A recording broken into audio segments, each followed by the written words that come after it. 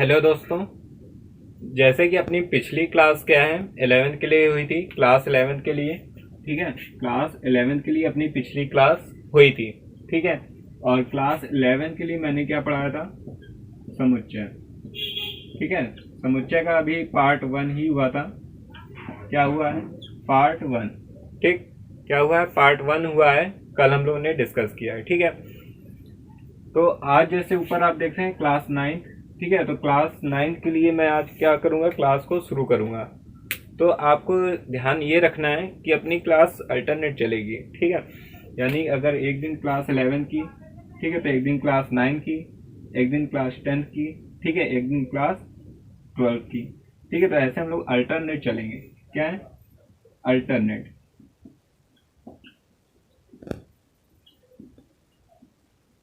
ठीक है, हम लोग क्या करेंगे, क्लास को अपनी अल्टरनेट लेकर चलेंगे। बात समझ में आ रही है, हम लोग क्लास को क्या है, अल्टरनेट लेकर चलेंगे। तो आज देखिए जो हमें डिस्कस करना है,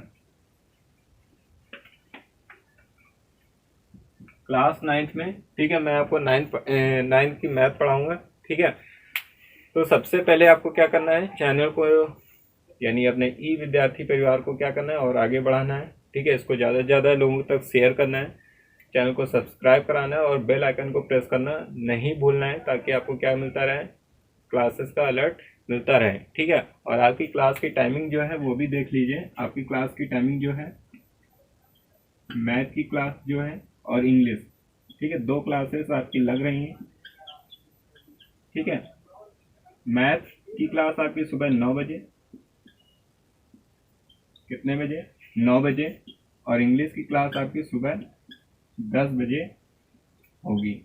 ठीक है, 9 बजे और कितने बजे, 10 बजे होगी। तो ये आप टाइमिंग नोट कर लीजिए। ठीक है, तो ये आपकी टाइमिंग है, रोज सुबह नोट कर लिया होगा। ठीक है, तो भाई इस ई विद्यार्थी परिवार को आपको ज़्यादा से ज़्यादा लोगों तक जोड़ना है। ठीक है, आपके लिए जो बेहतर ज़्यादा से ज़्यादा जो भी एफर्ट किया जा रहा है, ठीक है, तो आप जब इसको और मोटिवेट करेंगे हम लोग को, तो हम आपको और ज़्यादा एफर्ट दे पाएंगे। ठीक है, तो अब देखिए हम लोग अपने टॉपिक पे आते हैं। और 9 के बच्चों को सबसे पहला टॉपिक जो पढ़ना होता है वो होता है संख्या। ठीक है, क्या होता है, संख्या पद्धति। क्या पढ़ना होता है, संख्या पद्धति, जिसको हम इंग्लिश में कहें तो नंबर सिस्टम कहते हैं। ठीक है, इंग्लिश में अगर कहें तो क्या है, नंबर सिस्टम कहते हैं। और ये बात समझ में, अब देखो नंबर सिस्टम में आपने शुरू में दो चीजें पढ़ी होंगी। क्या क्या पढ़ा है,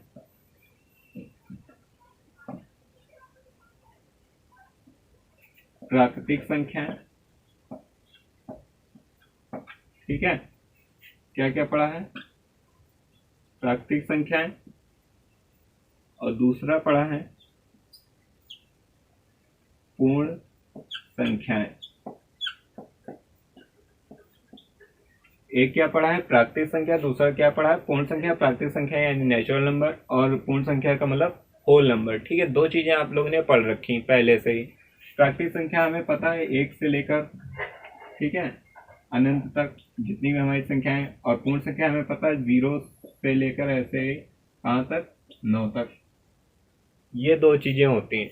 अब इसके और भी पार्ट क्या है वो भी मैं आपको बताऊंगा। तो ये प्राकृतिक संख्या, पूर्ण संख्या आपको पता होगा। ठीक है, तो हम अपना आगे लेकर चलते हैं। इसको आप नोट करते कर लीजिए, या आपको वीडियो मिलेगा तो आप पॉज करके भी देख लीजिएगा। ठीक है, ज़्यादा कुछ अभी मैंने बताया नहीं है, प्राकृतिक संख्या और पूर्ण संख्या बताया।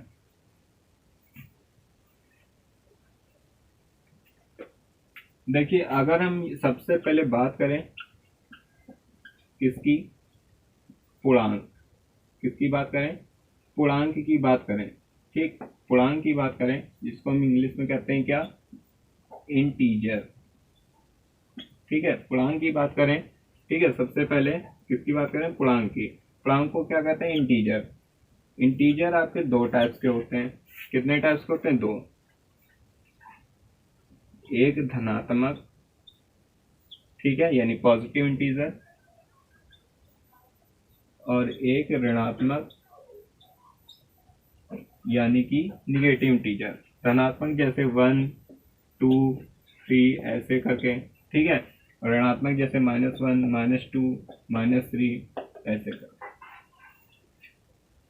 तो ये तो आपके इंटीजर हो गए, समझ में आ रहा है। इसी का भी हम लोग आगे बढ़ेंगे, तो इसको भी आप नोट कर लीजिए दोस्त। आप ज़्यादा बेटर होगा स्क्रीनशॉट लेते चलिए। तो ये आपने नोट कर लिया होगा। आगे चलते हैं, अभी बेसिक बेसिक ही बता रहे हैं जो आपने पहले 8th क्लास में पढ़ा हुआ है, ठीक है।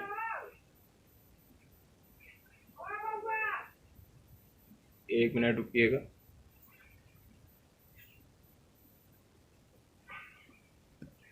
हाँ, तो हमने दो चीज़ें डिस्कस की थी, ठीक है। पूर्णांक के बारे में, ठीक है, पॉजिटिव और नेगेटिव इंटीजर डिस्कस कर लिया, ठीक है। अब देखो, आपने पढ़ी होंगी सम संख्या, ठीक है, ये सब पूरा बेसिक है। और दूसरा पढ़ा होगा विषम संख्या, ठीक है। तीसरा पढ़ा होगा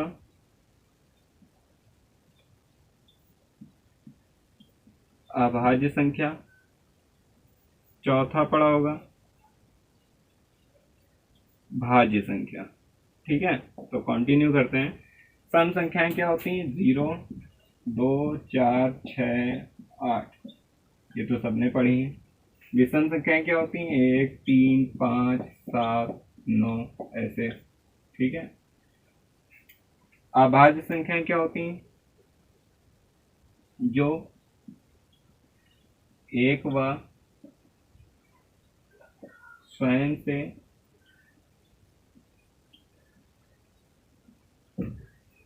कट जाएं। भाज्य क्या होती हैं? जो दो से ज्यादा संख्याओं से विभाज्य हों, ठीक है। तो आप देखिए, पहले हमने क्या बताया? सम संख्या। सम संख्या में देखिए क्या है? 0, 2, 4, 6, 8। सम संख्या में क्या है? 0, 2, 4, 6। और मैंने 0, 2, 4, 6, 8 ही क्यों लिखा है? तो पहले आप समझ लीजिए, सम संख्याएं जो होती हैं, सम संख्या जो होती है, ठीक है। तो 0, 2, 4, 6, 8 तो ये हमारी बेसिक सी सम संख्या है, यानी आधारभूत सम संख्या है। 0, 2, 4, 6, 8 अगर ये किसी संख्या के इकाई के अंक में दिए हों, आई विल रिपीट, फिर से सुनिए, 0, 2, 4, 6, 8 अगर किसी संख्या के इकाई के अंक में यानी यूनिट डिजिट में दी हो, तो वो भी संख्याएं क्या होंगी? सम संख्याएं। क्लियर? Got it?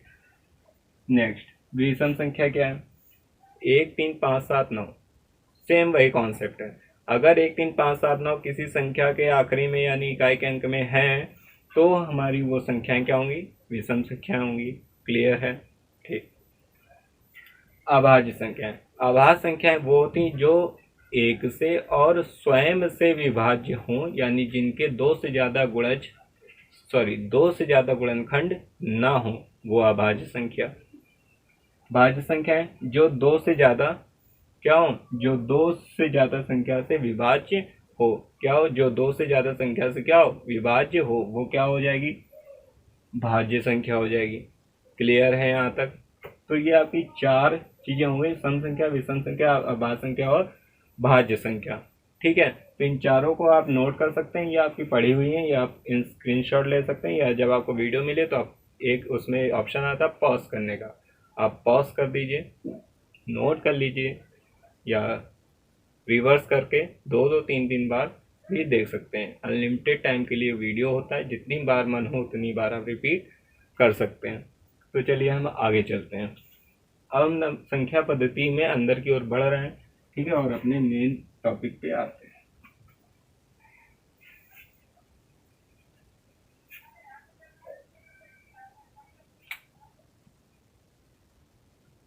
तो मैंने आपको संख्याओं के बारे में जानकारी दी, अब हमारा जो टॉपिक है वो परिमेय संख्या से रिलेटेड है। पहली जो एक्सरसाइज है फिर से मैं बता दूं, 1.1 के लिए आज हम लोग वर्क कर रहे हैं, ठीक है। नेक्स्ट वीडियो 1.2 के लिए पढ़ेंगे। और हमारी जो पहली एक्सरसाइज है वो हमारी किसके लिए, परिमेय संख्या के लिए, ठीक है। किसके लिए है, परिमेय संख्या के लिए है, ठीक है। अब देखो परिमेय संख्या क्या होती है, परिमेय संख्या क्या होती है, P अपॉन Q के रूप में।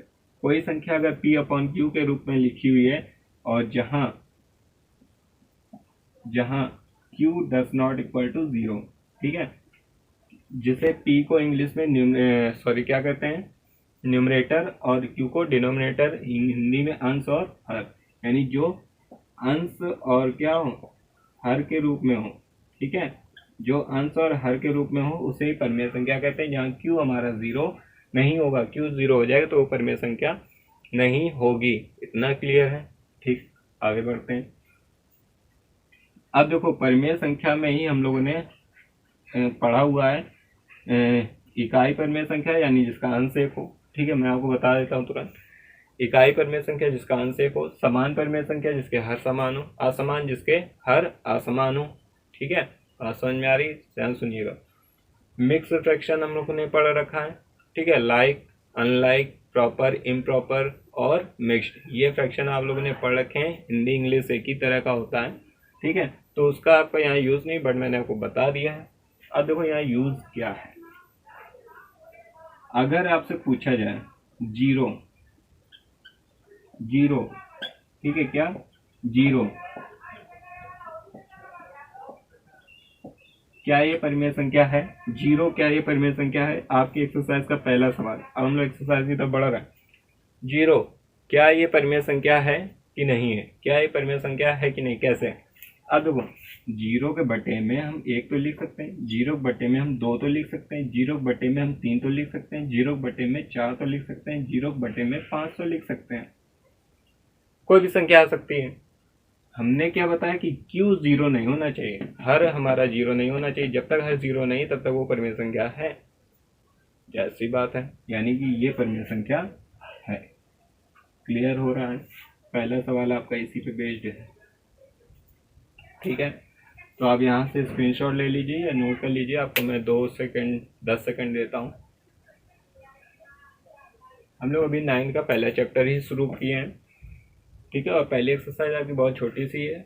जो संख्या पद्धति आप 7th 8th में पढ़ते आए हैं वही यहाँ पर शुरू किया है, ठीक। तो परेशान नहीं होना है, आराम से पढ़ते चलना है और आराम से सारे कॉन्सेप्ट हम लोग क्लियर करते चलेंगे। हड़बड़ाहट बिल्कुल नहीं करनी है, ये नहीं, इसीलिए मैं एक दिन में सब कुछ नहीं पढ़ा रहा हूँ, ठीक है, इसलिए कि आपको अच्छे से क्लियर हो सके, ठीक है। तो नोट कर लिया होगा।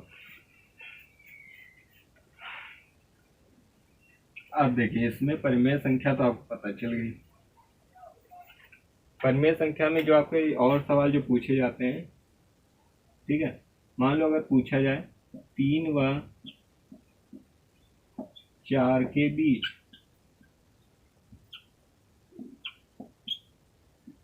3 व 4 के बीच परिमेय संख्या कितनी होंगी, ठीक है। 3 और 4 के बीच परिमेय संख्या कितनी होगी। अब कैसे बताएं, 3 और 4 के बीच में, 3 और 4 के बीच में कितनी होंगी हमें नहीं पता है, ठीक है। तो हम क्या करेंगे, 3 और 4 का योग कितना होता है, 3 और 4 का योग कितना होता है, 3 और 4 का योग होता है 7। आप बताएंगे, ठीक है। 3 और 4 का योग होता है 7। तो अब हमने कहा कि 7 को इन दोनों से क्या कर दो, डिवाइड कर दो, 3/7 और 4/7 को, ठीक है। 4 को भी 7 से डिवाइड किया, 3 को भी 7 से डिवाइड कर दिया, ठीक है, ठीक। अब देखो इसके बीच परिमेय संख्या आपको पता चल जाएगी। 3 के बाद देखो 3/7, 4/7, अभी भी आपको परिमेय संख्या नहीं निकल रही होगी, ठीक है। थोड़ा सा मैं इसको रफ कर देता हूँ, सवाल तो आपको समझ में आ गया होगा, ठीक है। थोड़ा सा रफ कर दें, ठीक, और आपको क्लियर से समझ में सवाल आपको दिख जाएगा दोबारा से भी। मैंने कहा 3 को भी 7 से डिवाइड कर दिया, 4 को भी 7 से डिवाइड कर दिया, अब देखो, अगर ऐसे परिमेय संख्या में अगर ऐसे हमें ना मिले बीच में, तो हम इसको दशमलव में बदल देंगे। किसमें बदल देंगे? दशमलव में। अब देखो, 7 से अगर 3 को भाग करोगे तो नहीं जाएगा, दशमलव लगा, 0 बढ़ाओगे 4, ठीक है, 7 चौके 28, बचेगा 2, फिर यहाँ 0 बढ़ जाएगा तो 7 दूनी 14, ठीक है, तो यहीं तक रोक देंगे, दशमलव के 2 अंक तक। ये कटा नहीं है अभी, ठीक है, 2 अंक तक निकाला, यानी इसका आंसर क्या है? 0.42। ठीक है, अब इसके लिए निकाल लेते हैं। बेसिक बता रहे हैं, अगली बार आपको कुछ भी नहीं करना पड़ेगा। पॉइंट लगाया, 0 बढ़ा लिया, 7 चौके क्या होता है? 28, 7 पन्ना 35, घटाया, क्या बचा? 5, 0 बढ़ाया, 7 पन्ना 35, 7 छंग 42, 7 सत्ते 49, ठीक है। इसके बाद भी कुछ बचेगा, उससे हमें मतलब नहीं, हमारा क्या है? 0.57, ठीक है। अगर हमारा यहाँ से आंसर सीधे सीधे नहीं आता है तो हम इसे डेसिमल में बदलेंगे, दशमलव संख्या में बदलेंगे। अब आप आसानी से बता सकते हैं कि 0. क्या है? 42, मैक्सिमम लिया है प्रॉक्स, तो 0.42 के बाद 0.43, 0.44, 0.45, ठीक है, 0.46, 0.47, 0.48, ऐसे बहुत सारी संख्याएं मिलेंगी। और कहाँ तक मिलेंगी? 0.57 के पहले तक मिलेंगी। तो बहुत सारी आपको परिमेय संख्याएं मिल गई, ठीक है, मिल गई, गॉट इट। तो अब यहाँ से हमारी परिभाषा क्या निकलती है कि दो परिमेय संख्याओं के बीच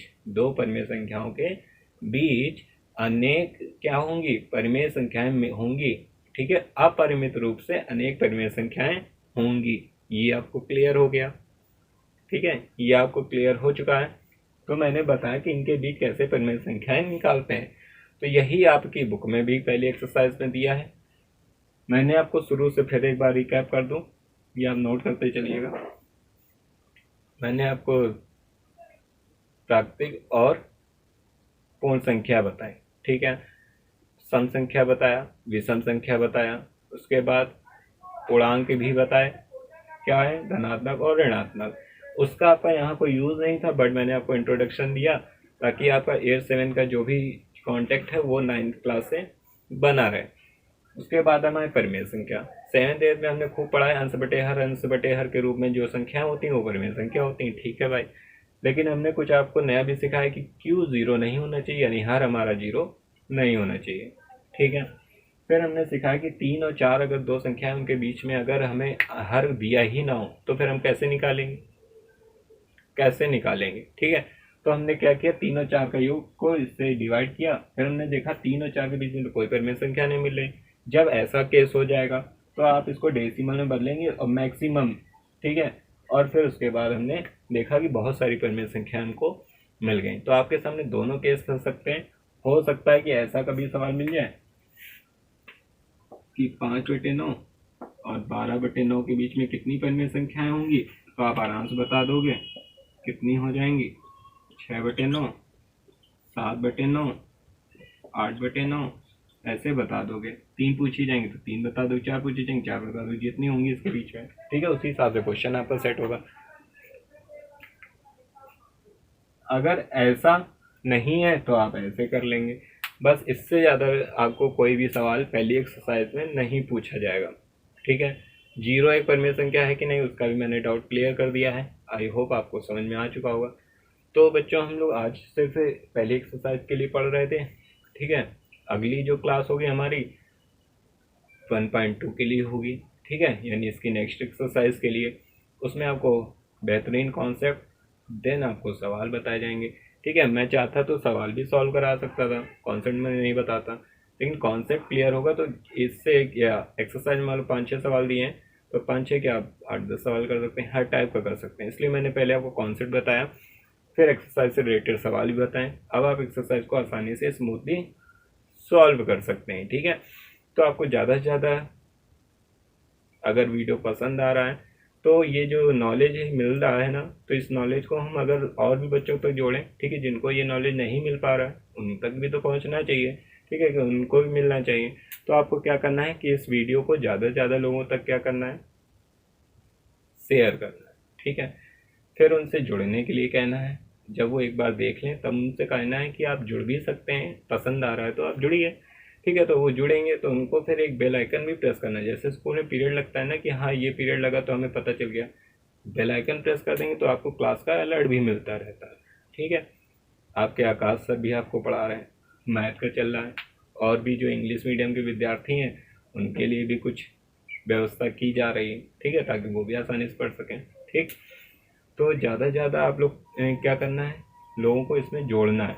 हम लोग अगला जो क्लास होगी संख्या पद्धति की, आपको और बेहतरीन कॉन्सेप्ट बताए जाएंगे, जो आपने कहीं नहीं पढ़ा होगा वो भी आपको बताया जाएगा। ठीक है, तो आज की क्लास को हम यहीं पर एंड करते हैं। ठीक है, अभी मैं अपने स्टूडियो में बिल्कुल अकेले क्लास ले रहा हूँ। ठीक है, आपके बाकी सर सुबह आएंगे। ठीक, तो अपनी क्लास को यहीं से विराम देते हैं। और आपकी क्लास की टाइमिंग तो आपको पता ही है, सुबह 9 बजे मैथ और 10 बजे इंग्लिश। ठीक है, तो बाय बाय दोस्तों, मिलते हैं अपनी अगली क्लास में। तब तक के लिए थैंक यू।